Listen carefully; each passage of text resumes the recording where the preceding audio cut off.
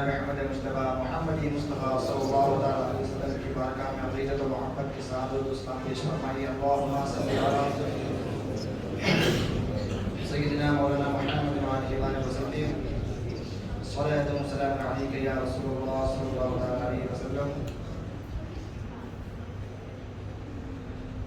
کوئی گل باقی رہے گا نہ چمن رہ جائے گا. کوئی گل باقی رہے گا نہ چمن رہ جائے گا. کوئی گل باقی رہے گا نہ چمن رہ جائے گا. کہ پر رسول اللہ پر رسول اللہ کی پر رسول اللہ کی دین حسن رہ جائے گا. کوئی گل باقی رہے گا نہ چمن رہ جائے گا.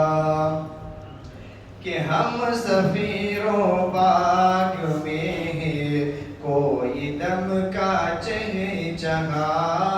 ہم سفیر و باغ میں ہے کوئی دم کا چہچہا. کہ بلبلیں اڑ جائے گی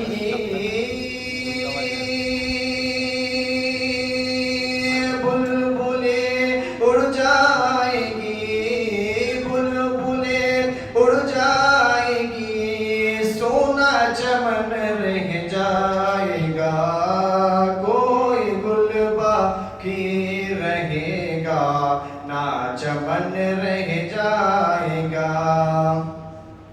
کہ جو پڑھے گا صاحب لولاک کے اوپر درود. جو پڑھے گا صاحب لولاک کے اوپر درود. کہ آگ سے محفوظ اس کا آگ سے محفوظ اس کا آگ سے محفوظ اس کا تن بدن رہ جائے گا. کوئی گل باقی رہے گا نہ چمن رہ جائے گا.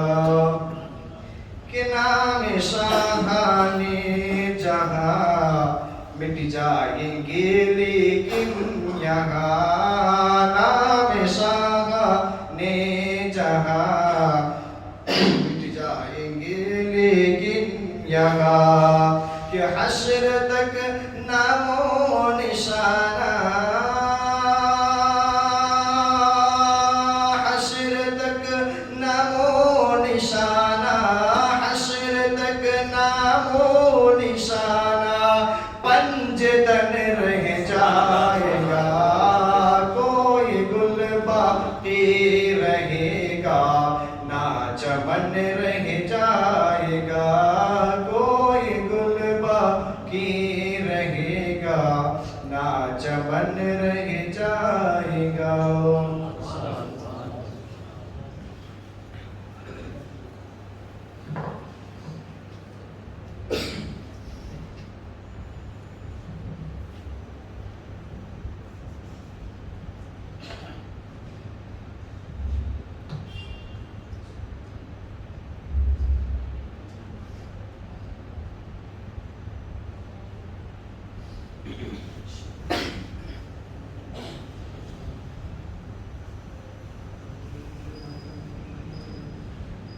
نحمده ونصلي ونسلم على رسوله الكريم أما بعد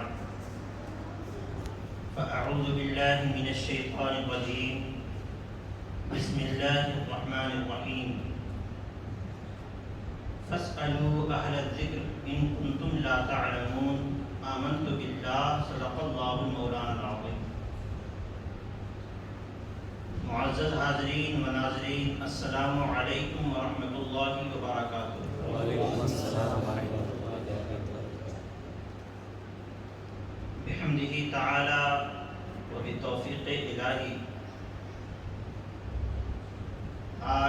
13 فروری 2022 مطابق 11 رجب المرجب سن 1443 ہجری بموقع عرس اعلیٰ حضرت اشرفی میاں علیہ الرحمہ کے شوشہ شریف تنظیم فیضان محمد صلی اللہ تعالی علیہ وسلم کی جانب سے زکریا جامع مسجد اعظم نگر بیلگام میں احکام شریعت کی دوسری نشست میں ہم سب موجود ہیں۔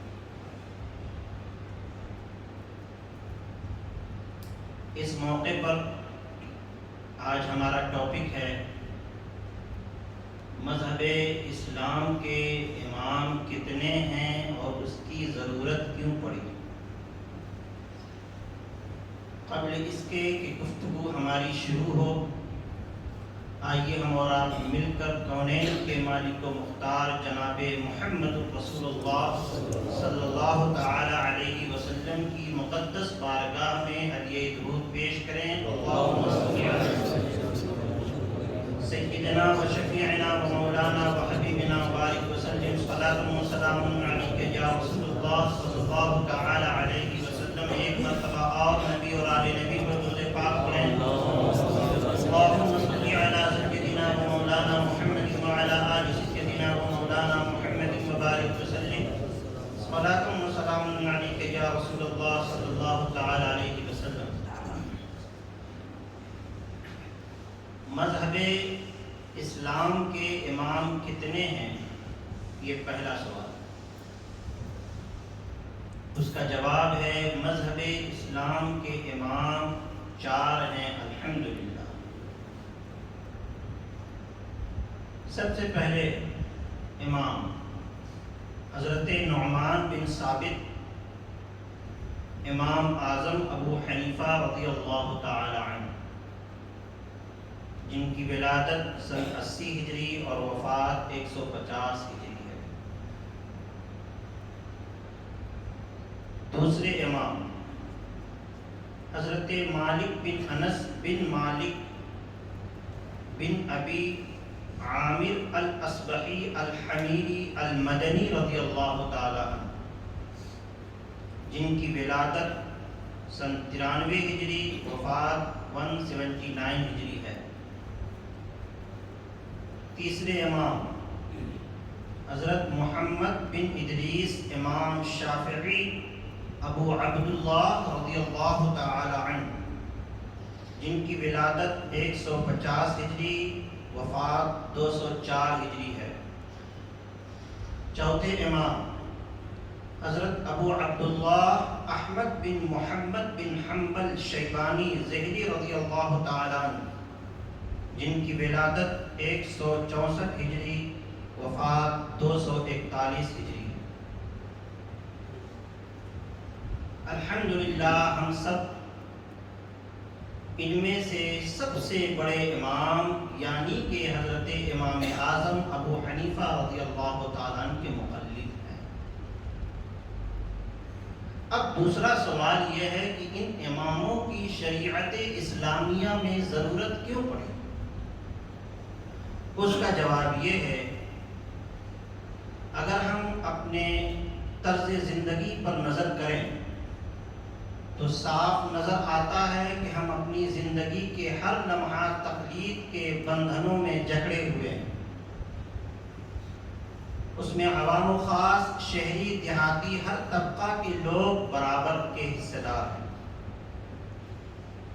آپ ذرا غور کریں، ایک بچہ جب ہوش سنبھالتا ہے تو اپنے ماں باپ، اپنے مربی کی تقلید کے سہارے پروان چڑھتا ہے۔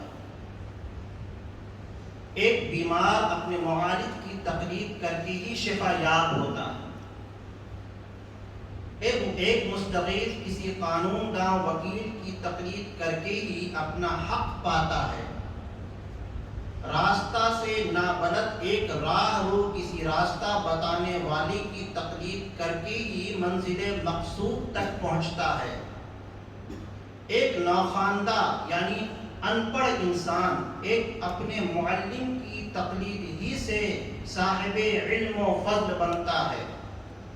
صنعت و حرفت سے عاری کسی ماہر فن استاد کی تقلید کر کے یہ صنعت کار ہوتا ہے۔ یہ وہ روز مرہ کی باتیں ہیں کہ ان سے نہ تو انکار کی کوئی گنجائش ہے اور نہ بحث و تمحیص کی کوئی گنجائش ہے۔ اگر ایسا نہ ہو تو ہر شخص اپنے نفس کی پیروی کرنے لگے، ہر شخص اپنے نفس کی پیروی کرنے لگے۔ جب دل چاہے گا جس امام کا مسئلہ اسے آسان سمجھ میں آئے گا اپنی خواہش کے مطابق اس کی تقلید کرنے لگے گا۔ بعض ائمہ کے نزدیک جو چیزیں حرام ہیں اور بعض ائمہ کے نزدیک جو چیزیں جائز ہیں، اگر ان کو آسان سمجھ میں آئے گا تو جائز پر عمل کرے گا، حرام کو چھوڑ دے گا۔ اور اگر جس امام کی وہ تقلید کر رہا ہے کوئی ایسی شے ہے جس کے نزدیک وہ حرام ہے یا جس کے نزدیک وہ جائز ہے اور دوسرے امام کے نزدیک حرام ہے تو وہ اسے چھوڑ دے گا، یعنی نفس کا انسان غلام بن جائے گا۔ اسی طریقے سے کسی ایک امام کا مجتہد کا مقلد ہونا ضروری ہے۔ اس لیے شریعت اسلامیہ کو سمجھنے کے لیے، ان کے مسائل تک رسائی حاصل کرنے کے لیے ہم اپنے سے بڑے لوگوں کی تقلید کرتے ہیں اور ان کو فالو کرنے کی کوشش کرتے ہیں، ہے کہ نہیں؟ کوئی ایسا میدان نہیں ہے جس میدان میں ہم کمپلیٹ ہو جائیں، چاہے وہ علم کا میدان ہو، خواہ وہ کاروبار کا میدان ہو، خواہ وہ کسی بھی جہد کا میدان ہو، ہر میدان میں ہم اپنے سے بڑوں کی تقلید کرتے ہیں۔ جب تک ان کے بتائے ہوئے طرز زندگی کو دیکھیں گے نہیں، فارمولے کو دیکھیں گے نہیں، ہم صحیح طریقے سے اس کو فالو نہیں کر سکتے۔ اس لیے ضرورت پڑی کہ جن لوگوں کو اللہ رب العزت نے اپنے فضل و کرم سے ایسی صلاحیتیں عطا فرمائی ہے کہ قرآن اور احادیث کی روشنی میں مسائل کو اخذ کر لیں، ان کی ہم تقلید کرتے ہیں۔ ہر شخص قرآن کو نہ سمجھ سکتا ہے نہ حدیث کو سمجھ سکتا ہے۔ اس آیت کا کون سا حکم ہے، کون سی آیت ناسخ ہے، کون سی آیت منسوخ ہے، کون سی آیت محکم ہے، یہ بتانے والے ائمہ ہی ہوتے ہیں۔ کن دلیلوں کو ہم قطعی دلالہ کہتے ہیں، کن دلیلوں کو ہم ظنی الثبوت کہتے ہیں، قطعی الثبوت کہتے ہیں، یہ بتانے والے بھی ائمہ ہی ہوتے ہیں۔ حدیث کے بہت سارے مراتب ہوتے ہیں، حدیث مرفوع ہوتی ہے، حدیث حسن ہوتی ہے، حدیث صحیح ہوتی ہے، حدیث ضعیف ہوتی ہے، حدیث موضوع ہوتی ہے۔ کس حدیث کا کون سا حکم ہے اور کس حدیث کی سند کتنی مضبوط ہے، یہ بتانے والے بھی ائمہ ہی ہوتے ہیں۔ تو جب تک ہم ان کو فالو نہیں کریں گے تب تک ہم شریعت مطہرہ کی صحیح سمجھ اپنے اندر پیدا نہیں کر سکتے۔ اس لیے ضرورت پڑی کہ ان اماموں کی تقلید کی جائے۔ مثال کے طور پر قرآن کریم میں ایک آیت ہے، یا ایھا الذین آمنوا اذا قمتم الی الصلاۃ فاغسلوا وجوہکم وایدیکم الی المرافق وامسحوا برؤوسکم وارجلکم الی الکعبین۔ اے ایمان والو، جب تم نماز کا ارادہ کرو تو اپنے چہرے کو دھو لو اور اپنے ہاتھوں کو دھو لو کہنی تک اور اپنے سر کا مسح کرو۔ ذرا غور کریں اس آیت پر، اللہ رب العزت نے حکم یہ سنایا ہے کہ اپنے چہرے کو دھو لو، لیکن بتایا نہیں ہے، دائرہ اس نے متعین نہیں کیا ہے کہ کہاں سے کہاں تک دھونا ہے، لمبائی میں کہاں سے کہاں تک دھونا ہے، چوڑائی میں کہاں سے کہاں تک دھونا ہے اور کتنی مرتبہ دھونا ہے۔ اللہ رب العزت نے یہ تو ضرور بتایا ہے کہ اپنے سر کا مسح کرو، لیکن کتنے سر کا مسح کرنا ہے اس کا دائرہ اللہ رب العزت نے متعین نہیں کیا ہے۔ ظاہر سی بات ہے، اس کو سمجھانے والے ائمہ نے قرآن میں غور و فکر کیا اور اللہ کے صحیح مطلوب تک پہنچنے کی کوشش کی کہ اللہ رب العزت کیا کہنا چاہتا ہے اس آیت کریمہ سے، تو وہ بھی بتانے والے ائمہ ہی ہیں۔ تو اس میں ڈیوائیڈ ہو گئے لوگ، اختلاف ہو گیا۔ امام اعظم ابو حنیفہ رحمۃ اللہ تعالی علیہ نے فرمایا کہ وَامْسَحُوا بِرُؤُوسِكُمْ سے مراد ہے کہ اپنے چوتھائی سر کا مسح کرو۔ کسی نے کہا کہ اللہ نے مطلق کہا ہے کہ اپنے سر کا مسح کرو تو بال کا ایک دو بال چھو جانا ہی کافی ہے، اس سے مسح ہو جائے گا۔ کسی نے کہا کہ جب مطلق ہے تو پورے سر کا مسح کرو، تو پورے سر کا مسح اگر کرو گے تو ہی سر کا مسح ہوگا۔ لیکن امام اعظم فرماتے ہیں کہ پورے سر کا مسح ہمارے نزدیک سنت ہے اور چوتھائی سر کا مسح ہمارے نزدیک فرض ہے۔ تو یہ بتایا کون؟ امام اعظم ابو حنیفہ رحمۃ اللہ تعالی۔